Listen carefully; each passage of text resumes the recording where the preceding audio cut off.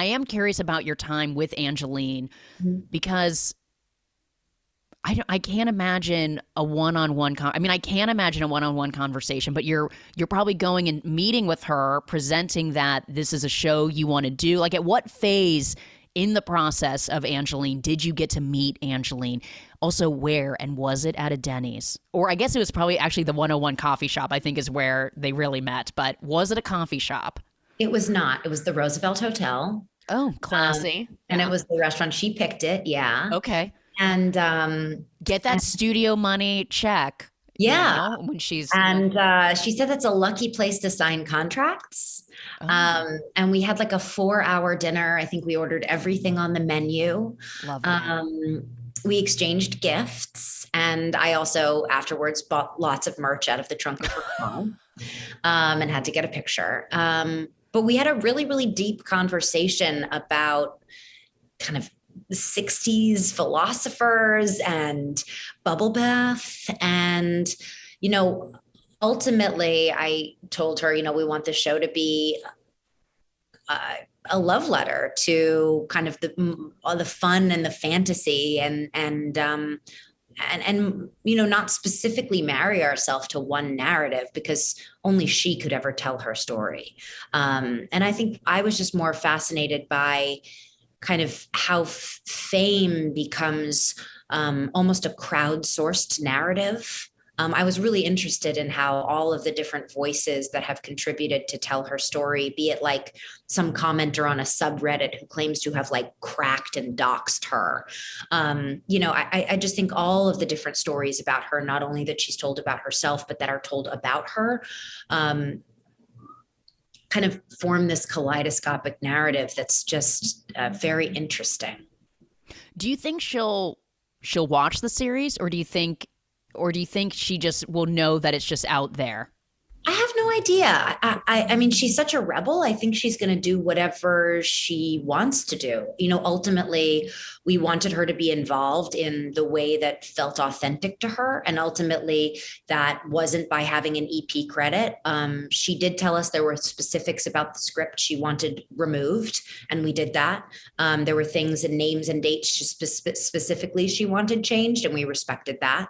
And ultimately she wanted to contribute her life rights and allow us to be able to re-record all of her songs, but ultimately did not want to be an EP. And I believe is making her own documentary, which I literally cannot wait to see. I love her, like number one fan. And yeah, I think she's a rebel. She's going to do what feels right to her. And I think that's, she's also unpredictable. And I think if she were predictable, then we probably wouldn't be making a show about her.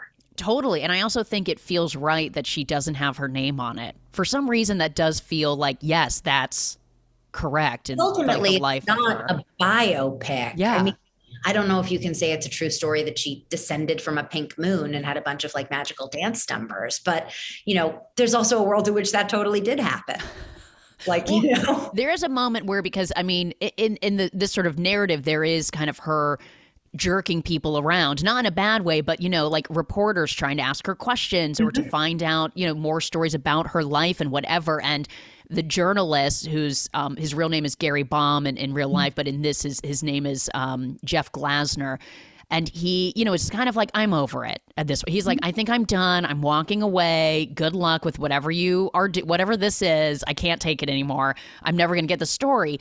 And she goes, okay, I'll take you to this one thing. And it's this whole like dance performance that she does, and like sucks him back in because she's just so charismatic. And there's truly a quality about her.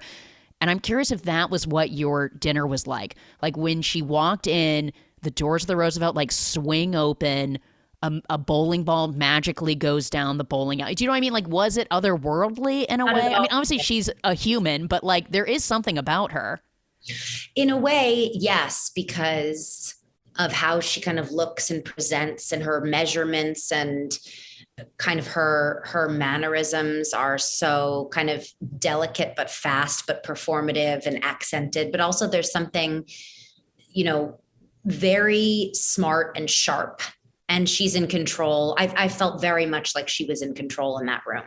Like I've been with a lot of, powerful people, and Right. she felt very much like she was there and she was in control and it was going to go her way. It's like that Bill Clinton quality or whatever that they talk about. Yeah, I think she also knows that most people underestimate her based on how she looks, and she uses that to her advantage.